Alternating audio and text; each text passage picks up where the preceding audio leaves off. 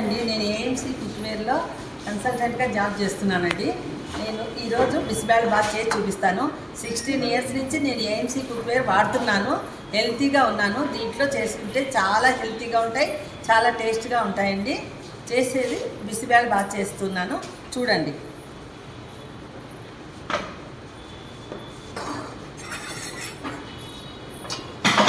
Rice, ఒక cup బియ్యము వేస్తున్నానండి.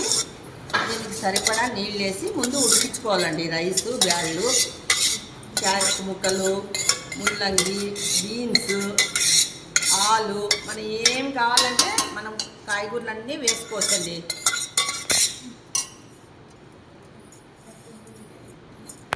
మనం ఈ గ్లాస్తో ఒక గ్లాస్ బియ్యము, ఒక గ్లాస్ బ్యాళ్ళు వేసామండి.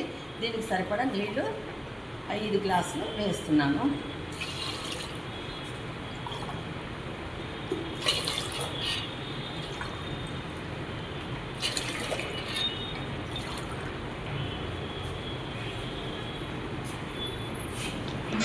మన నల్గొండలో కస్టమర్ సర్వీస్ కలదు, కావాల్సిన వారు ఫోన్ చేయగలరు.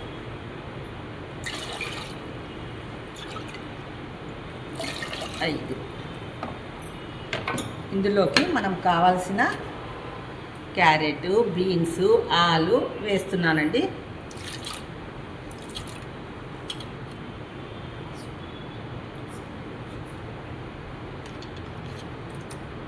టమోటా,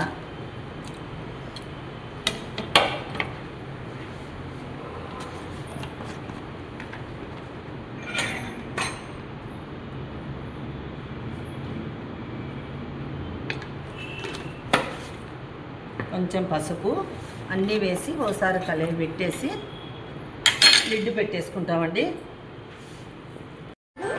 ఇది టర్బోకి వచ్చే లోపల మళ్ళీ ఆఫ్ చేసుకుంటామండి. దీనికి కావాల్సినంత ఒక నిమ్మకాయ సైజ్ అంతా చింతపండు రసము ఇక్కడ రెడీగా నానబెట్టుకున్నామండి. మినిట్స్లో పెట్టామండి. ఆడియో తరంతో మనకి బాగా కుక్ అయిపోతుంది.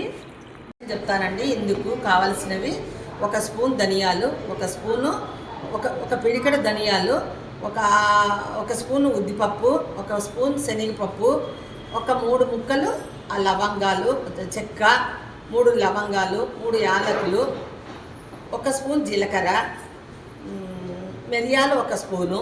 అన్నీ వేయించుతూ చిన్న మంటతో ఫ్రై చేయాలండి. 1 స్పూన్ నూనె వేసుకొని ఫ్రై చేయాలి. ఒక 8-9 ఎండుమిరపకాయలు, ఒక గుప్పెడు కరివేపాకు అన్నీ కలిపి వేపుకోవాలండి. దాన్ని డ్రైగా చేసి పొడిగా కొట్టుకోవాలి. అదిగోండి, బిస్బేల్ బాత్కి పోపు వేసుకుందాము. అదిగో ఆవాలు, జీలకర్ర,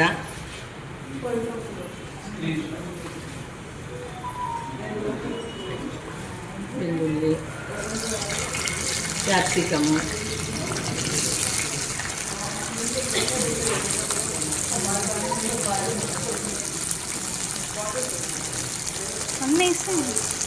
ఎర్రగడ్డలు,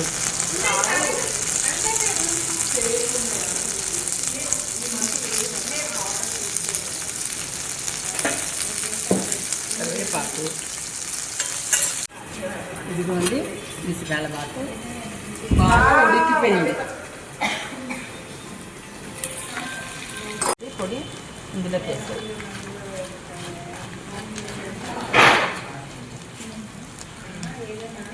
ఇది ఒక 2 నిమిషాలు అలా వేపుకునేది. అందులో కొంచెం బెల్లం వేస్తున్నారు కదా, కొంచెం బెల్లం వేసుకోవాలండి. టేస్ట్ ఎక్కువ వేసుకోవాలండి.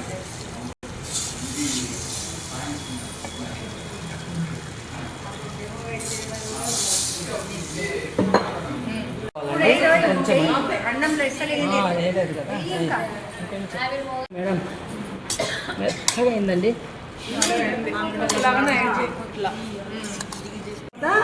బిసిబేళ బాత్ ఉడికిండే దాంట్లోకి వేసేసి ఒక్కసారి అంతా కలవి పెట్టేదండి.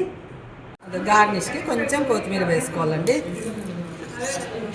చెప్పండి.